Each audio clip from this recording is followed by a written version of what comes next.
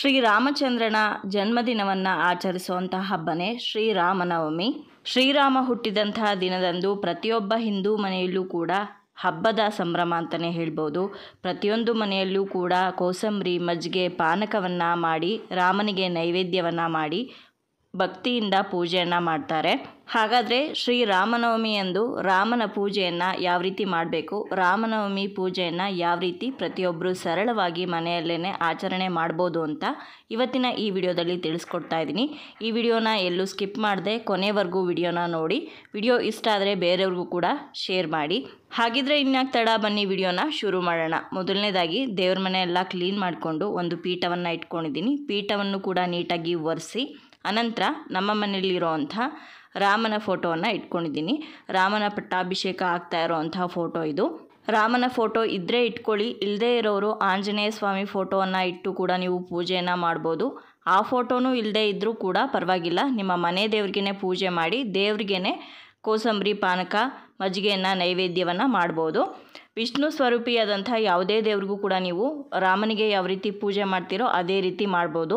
ವಿಷ್ಣುವಿನ ಸ್ವರೂಪನೇ ರಾಮ ಆಗಿರೋದ್ರಿಂದ ನೀವು ಯಾವುದೇ ವಿಷ್ಣು ದೇವ್ರಿಗೂ ಕೂಡ ಪೂಜೆಯನ್ನು ಮಾಡ್ಬೋದು. ವೆಂಕಟೇಶ್ವರ ಸ್ವಾಮಿಗಾಗಿರ್ಬೋದು, ಕೃಷ್ಣನಿಗಾಗಿರ್ಬೋದು, ನರಸಿಂಹಸ್ವಾಮಿ ದೇವ್ರಿಗಾಗಿರ್ಬೋದು, ಯಾರಿಗೂ ಕೂಡ ನೀವು ಪೂಜೆಯನ್ನು ಮಾಡ್ಬೋದು. ಇನ್ನು ಇವಾಗ ಫೋಟೋಗೆ ನೀಟಾಗಿ ಒರೆಸಿ ಅರಿಶಿನ ಕುಂಕುಮ ಇಟ್ಟು ಗೆಜ್ಜೆ ವಸ್ತ್ರವನ್ನು ಹಾಕಿದ್ದೀನಿ. ಇವಾಗ ಮಲ್ಲಿಗೆ ಹೂವಿನ ಹಾರವನ್ನು ಹಾಕ್ತಾ ಇದ್ದೀನಿ.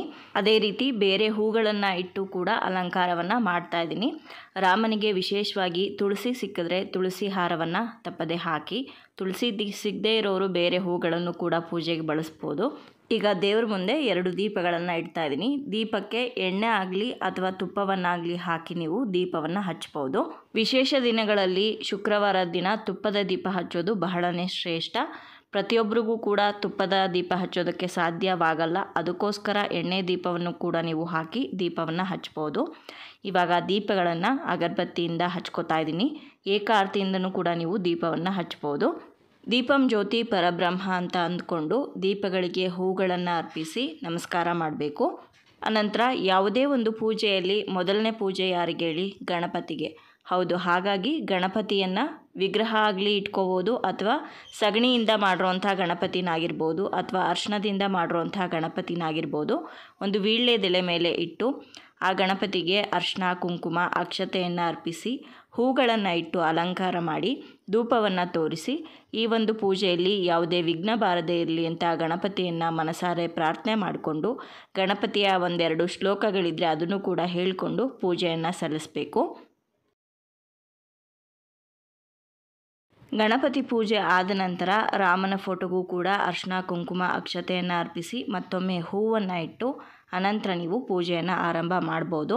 ಧೂಪವನ್ನು ತೋರಿಸಿ ದೇವರನ್ನು ಆವಾಹನೆ ಮಾಡಿದ ನಂತರ ಅರ್ಚನೆಯನ್ನು ಮಾಡಬೇಕಾಗತ್ತೆ.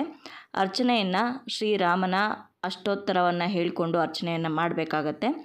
ಅಷ್ಟೋತ್ತರ ಶತನಾಮಾವಳಿಗಳು ನಿಮಗೆ ಎಲ್ಲ ಬುಕ್ಗಳಲ್ಲಿ ಇರುತ್ತೆ. ನಿಮಗೆ ಎಲ್ಲ ದೇವರುಗಳ ಅಷ್ಟೋತ್ತರ ಸಿಗುವಂತಹ ಬುಕ್ಕು ಇರುತ್ತೆ. ಆ ಬುಕ್ಕಲ್ಲಿ ಶ್ರೀರಾಮನ ಅಷ್ಟೋತ್ತರವನ್ನು ಆಯ್ಕೆ ಮಾಡಿಕೊಂಡು ಅದನ್ನು ಹೇಳಿಕೊಂಡು ನೀವು ಅಕ್ಷತೆಯಲ್ಲಾಗಿರ್ಬೋದು, ಬಿಡಿ ಹೂಗಳಲ್ಲಾಗಿರ್ಬೋದು, ಅಥವಾ ತುಳಸಿ ದಳಗಳಿಂದ ಆಗಿರ್ಬೋದು ಅರ್ಚನೆಯನ್ನು ಮಾಡ್ಬೋದು. ನಿಮ್ಮ ಹತ್ರ ಅಷ್ಟೋತ್ತರದ ಬುಕ್ ಇರಲಿಲ್ಲ ಅಂದರೆ ಮೊಬೈಲಲ್ಲೇ ರಾಮನ ಅಷ್ಟೋತ್ತರ ಅಂತ ಟೈಪ್ ಮಾಡಿದ್ರೆ ನಿಮಗೆ ಸಿಗುತ್ತೆ. ಅದನ್ನು ಹಾಕ್ಕೊಂಡು ಕೂಡ ನೀವು ಪೂಜೆಯನ್ನು ಮಾಡ್ಬೋದು. ಇವಾಗ ಅರ್ಚನೆ ಎಲ್ಲ ಆದಮೇಲೆ ಮತ್ತೊಮ್ಮೆ ಧೂಪವನ್ನು ತೋರಿಸ್ಬೇಕು. ಧೂಪ ಆದ ನಂತರ ನೈವೇದ್ಯಕ್ಕೆ ಸಿದ್ಧತೆ ಮಾಡ್ಕೋಬೇಕು. ನೈವೇದ್ಯಕ್ಕೆ ನೀವೇನೇನು ಮಾಡಿರ್ತೀರೋ ಅದೆಲ್ಲದನ್ನು ಕೂಡ ನೈವೇದ್ಯ ಮಾಡಬೇಕು. ಕೆಲವೊಬ್ಬರು ಈ ಒಂದು ಹಬ್ಬಕ್ಕೆ ಒಬ್ಬಟ್ಟು ಅಥವಾ ಕರಗಡುಬನ್ನು ಮಾಡಿ ನೈವೇದ್ಯ ಮಾಡ್ತಾರೆ. ಇನ್ನು ಸಾಕಷ್ಟು ಮನೆಗಳಲ್ಲಿ ನಮ್ಮೆಲ್ಲರಿಗೂ ಗೊತ್ತಿರೋ ಹಾಗೆ ಪಾನಕ, ಕೋಸಂಬರಿ, ಮಜ್ಜಿಗೆಯನ್ನು ನೈವೇದ್ಯ ಮಾಡುವಂಥದ್ದಿದೆ. ತಾಂಬೂಲವನ್ನು ತಪ್ಪದೇ ಇಡಬೇಕು. ವೀಳ್ಯದೆಲೆ, ಅಡಿಕೆ, ಹಾಗೆ ಬಾಳೆಹಣ್ಣನ್ನು, ಹಾಗೆ ಒಂದು ಲೋಟದಲ್ಲಿ ಉದ್ದರಣೆಯಲ್ಲಿ ನೀರನ್ನು ಕೂಡ ಇಡಬೇಕು. ಹಾಗೆ ಕೋಸಂಬರಿ, ಪಾನಕ, ಮಜ್ಜಿಗೆ ಮತ್ತು 1 ಲೋಟ ನೀರು ಮತ್ತು ಮರೆಯದೆ ಒಂದು ತುಳಸಿ ದಳವನ್ನು ಕೂಡ ಆ ನೈವೇದ್ಯದ ಮೇಲೆ ಇಡಬೇಕಾಗತ್ತೆ. ಹಾಗೆ ಇದರೆಲ್ಲದರ ಜೊತೆ ಒಂದು ಕಾಯನ್ನು ಸಂಕಲ್ಪ ಮಾಡಿ ನಿಮ್ಮ ಕೋರಿಕೆಗಳನ್ನು ಹೇಳಿಕೊಂಡು ಆ ಕಾಯನ್ನು ಒಡೆದು ಕೂಡ ನೀವು ನೈವೇದ್ಯವನ್ನು ಮಾಡ್ಬೋದು. ಇನ್ನು ತಾಂಬೂಲಕ್ಕೆ ಅಂತ ಇಟ್ಟಿರುವಂತಹ ಬಾಳೆಹಣ್ಣಿನ ತುದಿಯನ್ನು ಮುರಿತಾ ಇದ್ದೀನಿ. ಹಾಗೆ ವೀಳ್ಯದೆಲೆ ತೊಟ್ಟನ್ನು ಕೂಡ ಮುರಿಬೇಕಾಗತ್ತೆ. ನೀವು ಯಾವುದೇ ಹಣ್ಣುಗಳನ್ನು ಇಟ್ಟಿದ್ರೆ ಅದನ್ನು ಕೂಡ ಚಿವುಟಿ ನೈವೇದ್ಯವನ್ನು ಮಾಡಬೇಕು. ಜೊತೆಗೆ ನೀವೇನು ನೈವೇದ್ಯವನ್ನು ಇಟ್ಟಿರ್ತೀರೋ ಅದಕ್ಕೆ ಉದ್ದರಣೆಯಲ್ಲಿರುವಂಥ ಒಂದು ಹೂವನ್ನು ಆ ನೀರಿನಲ್ಲಿ ಅದ್ಕೊಂಡು 3 ಸಲ ಆ ನೈವೇದ್ಯದ ಸುತ್ತ ಸುತ್ತಿ ದೇವರಿಗೆ ತೋರಿಸ್ಬೇಕು.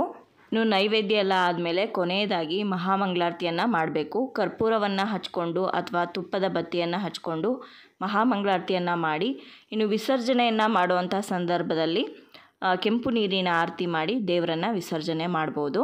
ನೀವು ಮನೆಯಲ್ಲೇ ಮನೆ ದೇವ್ರ ಪೂಜೆಯನ್ನು ಮಾಡಿದರೆ ವಿಸರ್ಜನೆ ಮಾಡುವಂಥ ಅಗತ್ಯ ಇರೋದಿಲ್ಲ. ಸಪ್ರೇಟಾಗಿ ಪೀಠದ ಮೇಲೆ ರಾಮನ ಫೋಟೋ ಇಟ್ಕೊಂಡು ಪೂಜೆ ಮಾಡಿದರೆ ಅದನ್ನು ವಿಸರ್ಜನೆ ಮಾಡಬೇಕಾಗತ್ತೆ. ಇನ್ನು ಯಾರಾದರೂ ಅವತ್ತಿನ ದಿವಸ ನಾವು ರಾಮಕೋಟಿಯನ್ನು ಬರೆಯೋದಕ್ಕೆ ಶುರು ಮಾಡ್ತೀವಿ ಅಂತ ಅನ್ನೋರು ಕೂಡ ಅವತ್ತು ತುಂಬಾ ಪ್ರಾಶಸ್ತ್ಯವಾದಂತಹ ದಿನ ರಾಮಕೋಟಿಯನ್ನು ಬರೆಯೋದಕ್ಕೆ ಆರಂಭ ಮಾಡೋದು. ಯಾರಾದರೂ ಮಾಡಬೇಕು ಅಂದ್ಕೊಂಡ್ರವರು ಖಂಡಿತವಾಗ್ಲೂ ರಾಮನವಮಿ ದಿನ ರಾಮಕೋಟಿಯನ್ನು ಬರೆಯೋದಕ್ಕೆ ಶುರು ಮಾಡ್ಬೋದು. ಇನ್ನು ರಾಮನ ಭಜನೆಯನ್ನು ಮಾಡುವಂಥದ್ದು, ಆ ಭಜನೆಯನ್ನು ಕೇಳಿಸ್ಕೊಳ್ಳೋದು ಕೂಡ ಬಹಳನೇ ಶ್ರೇಷ್ಠ. ರಾಮನ ದೇವಸ್ಥಾನಕ್ಕಾಗಿರ್ಬೋದು ಅಥವಾ ಆಂಜನೇಯನ ದೇವಸ್ಥಾನಕ್ಕಾಗಿರ್ಬೋದು ಅವತ್ತಿನ ದಿನ ತಪ್ಪದೇ ಹೋಗಿ ದರ್ಶನ ಪಡ್ಕೊಂಡು ಬನ್ನಿ. ಇಷ್ಟು ಪೂಜೆಯನ್ನು ಮುಗಿಸಿದ ನಂತರ ಸಂಜೆ ಸಮಯದಲ್ಲಿ ದೇವರಿಗೆ ಮತ್ತೊಮ್ಮೆ ದೀಪವನ್ನು ಹಚ್ಚಿ ಕೆಂಪು ನೀರಿನ ಆರತಿ ಮಾಡಿ ದೇವರ ಫೋಟೋವನ್ನು ಬಲಭಾಗಕ್ಕೆ 3 ಸಲ ಸರಿಸಿದ್ರೆ ಸಾಕಾಗತ್ತೆ. ದೇವರ ವಿಸರ್ಜನೆ ಆಗುತ್ತೆ. ಆನಂತರ ನೀವು ದೇವ್ರ ಫೋಟೋವನ್ನಾಗಲಿ ಅಥವಾ ನೈವೇದ್ಯಕ್ಕೆ ಏನಿಟ್ಟಿದ್ದೀರೋ ಅದನ್ನೆಲ್ಲದನ್ನು ಕೂಡ ಎತ್ತಿಟ್ಕೊಳ್ಬೋದು. ನೋಡಿದ್ರಲ್ವ ಸ್ನೇಹಿತರೆ, ಇವತ್ತಿನ ಈ ವಿಡಿಯೋದಲ್ಲಿ ಶ್ರೀರಾಮನವಮಿ ಪೂಜೆಯನ್ನು ಸರಳವಾಗಿ ಪ್ರತಿಯೊಬ್ಬರೂ ಕೂಡ ಮನೆಯಲ್ಲಿ ಯಾವ ರೀತಿ ಮಾಡ್ಬೋದು ಅಂತ ತಿಳಿಸ್ಕೊಟ್ಟಿದ್ದೀನಿ. ಇವತ್ತಿನ ಈ ವಿಡಿಯೋ ನಿಮ್ಗೆ ಇಷ್ಟ ಆಗಿದೆ ಅಂತ ಭಾವಿಸ್ತೀನಿ. ಇಷ್ಟ ಆಗಿದ್ರೆ ಖಂಡಿತವಾಗ್ಲೂ ಲೈಕ್ ಮಾಡಿ, ಬೇರೆಯವ್ರಿಗೂ ಕೂಡ ಶೇರ್ ಮಾಡಿ, ನಿಮ್ಮ ಅನಿಸಿಕೆ ಅಭಿಪ್ರಾಯಗಳನ್ನ ಕಮೆಂಟ್ ಮೂಲಕ ಬರೆದು ತಿಳಿಸಿ. ಮತ್ತೊಂದು ಇಂಟ್ರೆಸ್ಟಿಂಗ್ ವಿಡಿಯೋದೊಂದಿಗೆ ನಿಮ್ಮನ್ನ ಮತ್ತೆ ಭೇಟಿ ಆಗ್ತೀನಿ. ಅಲ್ಲಿಯವರೆಗೂ ಧನ್ಯವಾದಗಳು. ಲೋಕ ಸಮಸ್ತ ಸುಖಿನೋ ಭವಂತು.